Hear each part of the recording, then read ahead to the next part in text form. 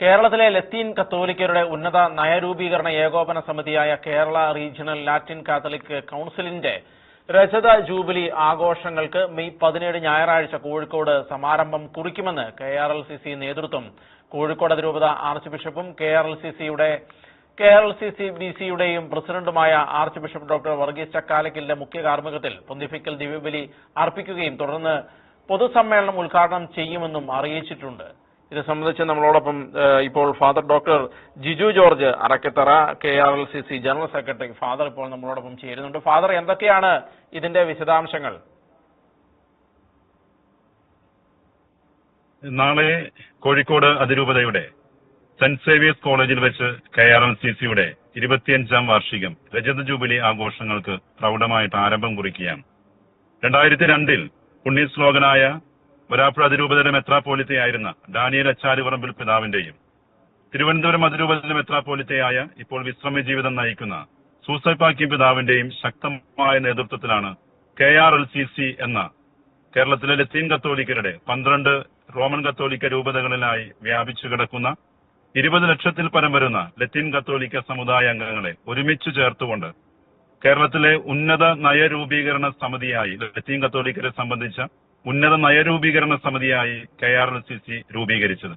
ഇതിന്റെ ചരിത്ര പശ്ചാത്തലം എന്ന് പറയുന്നത് 1987-ൽ ജോൺ പോൾ രണ്ടാമൻ പാപ്പ ഇന്ത്യ സന്ദർശിക്കുകയും അന്ന് അദ്ദേഹം വളരെ പ്രധാനപ്പെട്ട ഒരു നിർദ്ദേശം നൽകി. ഇന്ത്യയിലെ വ്യക്തിസഭകൾ അവരുടേതായ തനത് പാരമ്പര്യവും ചരിത്രവുമൊക്കെ മുറുകെ പിടിച്ചുകൊണ്ട് വ്യക്തിസഭകളായി വ്യതിരിക്തമായി വളരണമെന്ന് അദ്ദേഹം അന്ന് ഓർമ്മിപ്പിക്കുകയുണ്ടായി. അതിനെ തുടർന്നാണ് ഇവിടെ സീറോ മലബാർ സഭയുടെ സിനഡ്, സീറോ മലങ്കര സഭയുടെ സിനഡ്, അതുപോലെ ലത്തീൻ മെത്രാൻ സമിതി എന്നിവ രൂപീകരിക്കുന്നത്.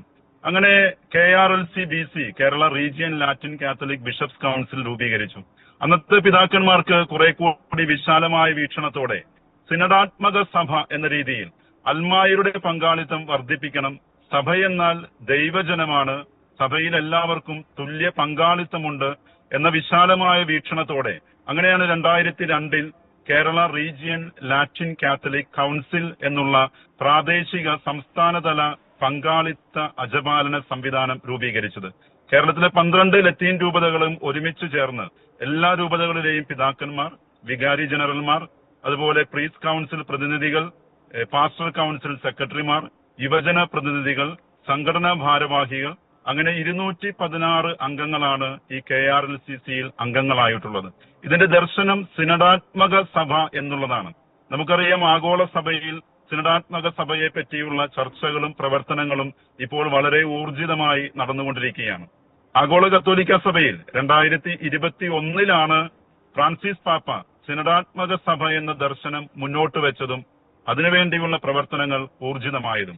എന്നാൽ അതിനും 20 വർഷങ്ങൾക്ക് മുമ്പ് 2002-ൽ തന്നെ കേരളത്തിലെ ലത്തീൻ സഭയിലെ പിതാക്കന്മാരും അൽമായ നേതാക്കന്മാരും ഒരുമിച്ചിരുന്ന് പരിശുദ്ധാത്മ ചൈതന്യത്തിൽ കൂടിയാലോചിച്ച് ഈ സിനഡാത്മക സഭ എന്ന ലക്ഷ്യത്തിനു വേണ്ടി 2002-ൽ തന്നെ KRLCC എന്ന സംവിധാനത്തിന് രൂപം കൊടുത്തു. അങ്ങനെ 25 വർഷം പൂർത്തിയാക്കുകയാണ്. നാളെ കോഴിക്കോട് സെന്റ് സേവിയേഴ്സ് കോളേജിൽ 1 വർഷം നീണ്ടു നിൽക്കുന്ന ജൂബിലി ആഘോഷങ്ങൾക്കാണ് ആരംഭം കുറിക്കുന്നത്. 2002 മുതൽ 2026 വരെയുള്ള ഈ കാലഘട്ടത്തിൽ ഒത്തിരിയേറെ ഐതിഹാസികമായ മുന്നേറ്റങ്ങൾ നടത്തുവാൻ സഭയ്ക്കും സമുദായത്തിനും കേരളത്തിന്റെ പൊതുസമൂഹത്തിനും വലിയ സംഭാവനകൾ നൽകുവാൻ ഈ KRLCC എന്ന സംവിധാനത്തിലൂടെ സാധിച്ചിട്ടുണ്ട്. 2002-ൽ KRLCC രൂപീകരിക്കുന്നു. 2003-ൽ കേരള ലത്തീൻ സഭാ ദിനം എന്ന രീതിയിൽ ഡിസംബർ മാസം 3-ാം തീയതി ഫ്രാൻസിസ് സേവ്യറിന്റെ തിരുനാളിനെ തുടർന്ന് വരുന്ന ഞായറാഴ്ച കേരളത്തിലെ മുഴുവൻ രൂപതകളിലും എല്ലാ ഇടവകകളിലും ലത്തീൻ കത്തോലിക്ക ദിനമായി ആഘോഷിക്കുന്നു. 2004-ൽ നരേന്ദ്രൻ കമ്മീഷൻ റിപ്പോർട്ടിനെ തുടർന്ന് സ്പെഷ്യൽ റിക്രൂട്ട്മെന്റ് നടപ്പിലാക്കണമെന്ന് ആവശ്യപ്പെട്ടുകൊണ്ട് തിരുവനന്തപുരത്ത് സെക്രട്ടേറിയറ്റ് പടിക്കൽ 25,000-ഓളം ആളുകളെ സംഘടിപ്പിച്ചുകൊണ്ട് നടത്തിയ ഒരു മഹാധർണ നടത്തുകയുണ്ടായി. 2005-ൽ എല്ലാ രൂപതകളിലും എല്ലാ ഇടവകകളിലും രാഷ്ട്രീയകാര്യ സമിതി രൂപീകരിക്കുകയുണ്ടായി. പൊതുസമൂഹത്തിന്റെ സാമൂഹികമായ ഇടപെടലുകളിൽ സഭ വിശ്വാസപരമായ കാര്യങ്ങളിൽ മാത്രമല്ല പൊതുകാര്യങ്ങളിലും ഇടപെടണം, അൽമായരുടെ ശക്തീകരണത്തിന് വേണ്ടി ഇടപെടണമെന്ന ബോധ്യത്തോടെ 2005-ൽ തന്നെ രൂപതാ തലങ്ങളിലും ഇടവക തലങ്ങളിലും രാഷ്ട്രീയകാര്യ സമിതികൾ രൂപീകരിച്ചു. 2011-ൽ എറണാകുളത്ത് മറൈൻ ഡ്രൈവിൽ വെച്ച് 1,00,000-ൽ പരം ആളുകളെ സംഘടിപ്പിച്ചുകൊണ്ട് ഒരു ലത്തീൻ കത്തോലിക്ക മഹാസംഗമം നടത്തുകയും 27-ന് അവകാശ പത്രിക നൽകുകയും ചെയ്യുകയുണ്ടായി. പിന്നീട് 2017-ൽ എറണാകുളത്ത് വല്ലാർപാടം മരിയൻ തീർത്ഥാടന കേന്ദ്രത്തിൽ വെച്ച് BCC കൺവെൻഷനും മിഷൻ കോൺഗ്രസും ഇന്ത്യയിലെ 50ഓളം രൂപതകളിൽ നിന്നുള്ള മിഷൻ രൂപതകളിൽ നിന്നുള്ള അഭിമന്യ പിതാക്കന്മാരെയും വൈദികരെയും മറ്റു പ്രതിനിധികളെയും എല്ലാം ഉൾക്കൊള്ളിച്ചുകൊണ്ട് 2017-ൽ BCC കൺവെൻഷനും മിഷൻ കോൺഗ്രസും നടത്തുകയുണ്ടായി. 2021 കാലഘട്ടത്തിലാണ് പ്രത്യേകിച്ച് ജനജാഗരം എന്ന പേരിൽ പ്രത്യേകിച്ച് രാഷ്ട്രീയ സാമൂഹിക ശാക്തീകരണത്തിന് വേണ്ടി ആസന്നമാകുന്ന തെരഞ്ഞെടുപ്പുകൾക്ക് മുന്നോടിയായി രാഷ്ട്രീയ ശാക്തീകരണത്തിന് വേണ്ടി ജനജാഗരം എന്ന പേരിൽ ഇടവക തലങ്ങളിലും രൂപതാ തലങ്ങളിലും ജനജാഗര സദസ്സുകൾ സംഘടിപ്പിച്ചത്. 2025-ൽ കമ്മ്യൂണിറ്റി സർട്ടിഫിക്കറ്റുമായി ബന്ധപ്പെട്ട വിഷയങ്ങളിൽ സത്വരമായ ഇടപെടലുകൾ നടത്തുകയുണ്ട്. ഇതൊക്കെ ഏതാനും ചില ഇടപെടലുകൾ. ഇത് സഭയ്ക്ക് വേണ്ടി, സമുദായത്തിന് വേണ്ടി, കേരളത്തിന്റെ പൊതുസമൂഹത്തിന്റെ നന്മയ്ക്ക് വേണ്ടിയൊക്കെ ചെയ്യുന്ന KRLCC-യുടെ ഇടപെടലുകളാണ്. കഴിഞ്ഞ 25 വർഷക്കാലം ഈ പ്രസ്ഥാനത്ത് നയിച്ച ഒത്തിരി വ്യക്തികളെ നന്ദിയോടെ ഓർക്കുന്നു. കൂടുതൽ വർദ്ധിത വീര്യത്തോടെ മുന്നോട്ടു പോകുവാൻ വേണ്ടി 1 വർഷം നീണ്ടു നിൽക്കുന്ന പദ്ധതികളാണ് ആസൂത്രണം ചെയ്തിട്ടുള്ളത്. നാളെ നടക്കുന്ന ഉദ്ഘാടന സമ്മേളനത്തിന് ശേഷം ഓഗസ്റ്റ് മാസത്തിൽ പ്രൊഫഷണൽസ് കോൺക്ലേവ് ലത്തീൻ സഭയിലെ സാമൂഹിക, പ്രത്യേകിച്ച് രാഷ്ട്രീയ സാമൂഹിക മേഖലകളിൽ പ്രൊഫഷണൽ മേഖലകളിലുള്ളവരെ സംഘടിപ്പിച്ച് ഏതാണ്ട് 600ഓളം പേരും വരുന്ന പ്രൊഫഷണൽസിന് സംഘടിപ്പിച്ചുകൊണ്ടുള്ള പ്രൊഫഷണൽസ് കോൺക്ലേവ്. ഒക്ടോബർ മാസത്തിൽ അൽമായ നേതാക്കളെ സംഘടിപ്പിച്ചുകൊണ്ടുള്ള ലൈറ്റി കോൺക്ലേവ്.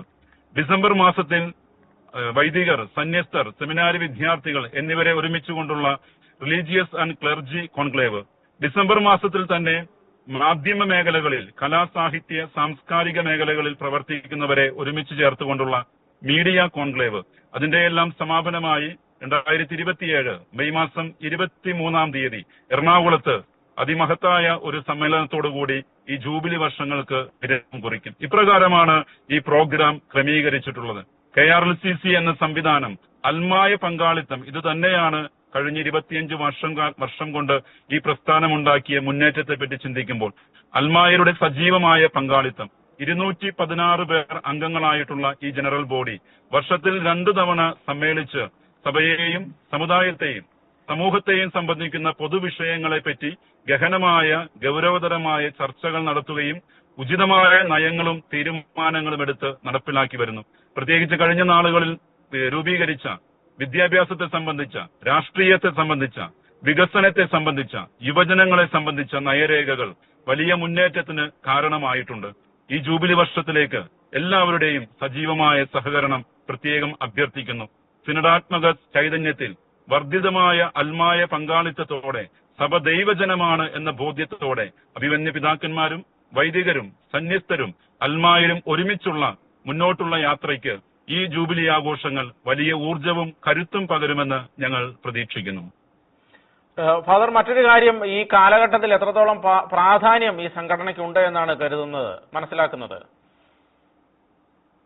തീർച്ചയായിട്ടും സഭ എന്നാൽ ദൈവജനമാണ് എന്നുള്ളൊരു കാഴ്ചപ്പാട്. അതോടൊപ്പം സഭ വിശ്വാസപരമായ കാര്യങ്ങളിൽ മാത്രമായിട്ട് സഭയ്ക്ക് ഒതുങ്ങി നിൽക്കാനുള്ള, സഭ നിത്യജീവൻ സ്വർഗം സ്വന്തമാക്കുമ്പോഴും ഈ ലോകത്തിൽ ഇന്ത്യയിലെ പൗരന്മാരെന്ന നിലയിൽ ഇന്ത്യയിലെ പൗരന്മാർ കൂടിയാണ്. പൗരബോധത്തോടെ കൂടെ ജീവിക്കുവാൻ വേണ്ടിയാണ് KRLCC. നമ്മുടെ കാഴ്ചപ്പാട് തന്നെ KRLC-BC, അത് ലത്തീൻ മെത്രാൻ സമിതിയും KRLCC അജപാലന പങ്കാളിത്ത സമിതിയും ഒരു നാണയത്തിന്റെ ഇരുവശങ്ങൾ പോലെ.